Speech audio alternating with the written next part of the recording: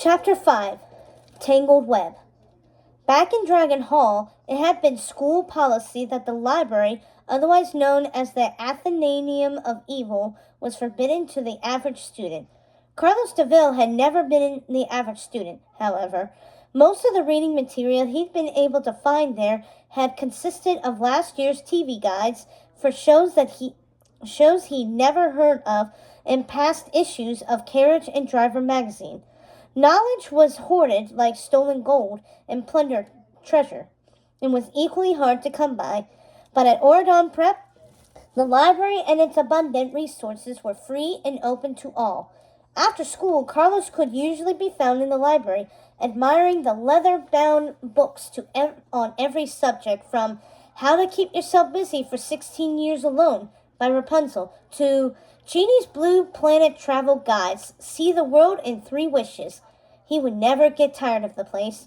But today, he was holed up in the room he shared with Jay, seated on his comfortable bed with the blue plaid comforter around his shoulders as he stared at his laptop, ignoring the large-screen television and its many video games.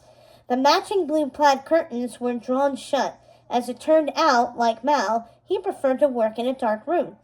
Carlos had been there all afternoon, so lost in his research that he'd missed tourney practice. Carlos was a naturally curious boy, and when he wanted to understand how something worked, he didn't stop until he'd figured it out. For instance, when Oradon City was hit with several earthquakes in a row over the past weeks, he'd looked up the statistics and noticed that there had been more quakes in the last month than there had been in the last year. He kept meaning to bring it up with his Wonders of the Earth teacher, but hadn't gotten the chance yet. This time he wasn't merely curious, though. He was furious. Earlier that day, he had received a rather upsetting email. Unlike most kids at Oradon Prep, Carlos wasn't very active on Royal Media. His Gracebook account only had one old post. He never sent Zap chats. He preferred the ease of his Genie Mail account, which organizes emails like magic. That morning, he logged in to see if the new video game he'd ordered, Crown of Duty, was on its way and discovered a new email from an unknown sender. The message, like most anonymous messages, was mean-spirited, telling him to go back where he came from and return to the Isle of the Lost by moonset. While the email itself had been annoying, it really irritated him no end that he hadn't cracked the email sender's true identity yet. Carlos figured he was smarter than the average troll, but the only progress he made was to unmask the server that had routed the email, and so far he hadn't been able to hack through its security defenses. Dalmatians, Carlos muttered, frustrated enough to use his mother's favorite curse word. Sorry, dude, he said, apologizing to the dog on his lap. Dude whimpered, and Carlos scratched him behind his ears. The rapid-fire sound of knocking on the door startled him. Come in, he yelled, and looked up to see Mal and Evie entering with dark looks on their faces. He held up a hand as they crowded around his desk. He'd been expecting them for a while now. Don't tell me. You've both received rude messages saying to return to the Isle of the Lost, haven't you? Which is why you're here? I got an email today. How did you know? Never mind, said Evie. Carlos was often a step ahead of them. Yes, we did, said Mal, pulling up a chair, giving Carlos the details. What you found? Do you know where they're from? Not yet, he said, his fingers flying over the keys. But he was getting close. He could feel it. He'd finally breached the first security firewall. Now all he had to do was figure out the password. He tried to ignore the girls so he could concentrate. Isn't it weird that you got an email, Evie got a comment on her Insta-Royal account, and I got a text? Mal pointed out. Whoever's behind us seems to know us pretty well. Carlos nodded. I'm barely on Royal Media. You only use your phone, and everyone knows Evie's always updating her feed. Do you think they reached Jay? He's never online, and he's always losing his phone. I'm sure they found a way, said Mal. We think the messages might be from our parents, said Evie, a little breathlessly. That was not news he wanted to hear. What? Why? Carlos twisted around, suddenly seized the fear that his mother, Corilla DeVille, with her wild hair and trademark screech, was right behind him. Dude whimpered. Relax, they're not here. At least not yet, said Mal. Then she told him how Evie's magic mirror had been unable to show them the villains on the island. Well, call me paranoid, but lately I feel like she is near, like she's watching me somehow. I can't shake the feeling, he said, panicking as he imagined Cruella appearing at his doorway, while Maleficent might be able to turn into a dragon. Cruella was a dragon. Nah, you're just paranoid, said Mal. Carlos chewed on this new information. Maybe so, but you're saying there's really a chance they're behind these messages? Our parents? They want us to come back? But why? He asked. Because they miss us and want to give us hugs, said Evie. I'm kidding. I'm sure my mom only wants to know if I'm keeping up with my weekly mud mask and facial massages. They want us to return so we can help them get their revenge on Ordon, of course, said Mal. Defeat only makes villains try harder. I can just hear my mom now, saying, You poor simple fools. Think you could defeat me? Me, the mistress of all evil. Then she cackled like Maleficent. You're scarily good at that, said Evie, shivering. Thank you, I think, said Mal. Carlos shuddered and turned back to his computer to try out a succession of common passwords. None of them worked. He stared at the blinking cursor. Dalmatians, he cursed again.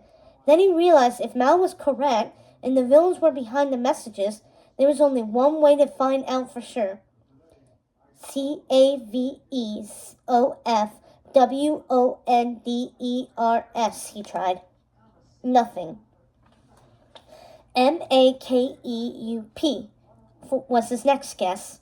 He sighed with relief when it didn't work. And EVILLIVES turned up nothing either. Gathering his courage, he decided to try one more password that would link the messages to their parents. DALMATIANS, he typed. The screen froze, and for a moment, Carlos was relieved that his hunch was incorrect. But after a second, it came to life again, and green letters began scrolling across the screen. He'd hacked it. He was inside. Oh no, he said. What's wrong? Asked Evie, squinting at the screen. It was a website unlike any they'd seen before. It was more primitive and crudely designed, with no pretty icons or bright colors, only windows of black screens with green letters.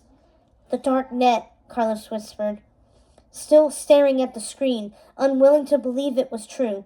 There's a rumor going around that after the dome broke when Maleficent escaped, the Isle of the Lost was able to start up a secret online network of their own. And I'm not talking about the kind of internet where people share funny kitten videos. But we don't have access to the internet on the isle. We're cut off, remember? Said Mal. Maybe something happened when the dome broke open, said Evie. Anything's possible, said Carlos, especially during that time when the dome let magic back onto the island. He looked up at them. Supposedly, since the dark net is effectively hidden from Ordon's servers, it's a way for the villains on the Isle of the Lost to communicate with each other. Think about it. On the dark net, they can hatch evil plots without anyone here knowing anything about it. So they use the dark net to send each other evil emails, joked Mal. And post evil Insta messages, Evie giggled. I'm serious, said Carlos. It's not funny. You're right, said Mal, sombering. With an online network, they can organize their evil schemes more effectively. Yeah, exactly. So I'm going to poke around, see what else I can find, said Carlos. But Carlos, you just said the villains are behind it, Evie cried. Isn't that dangerous? I would say danger is my middle name, said Carlos cheerfully, warming up to the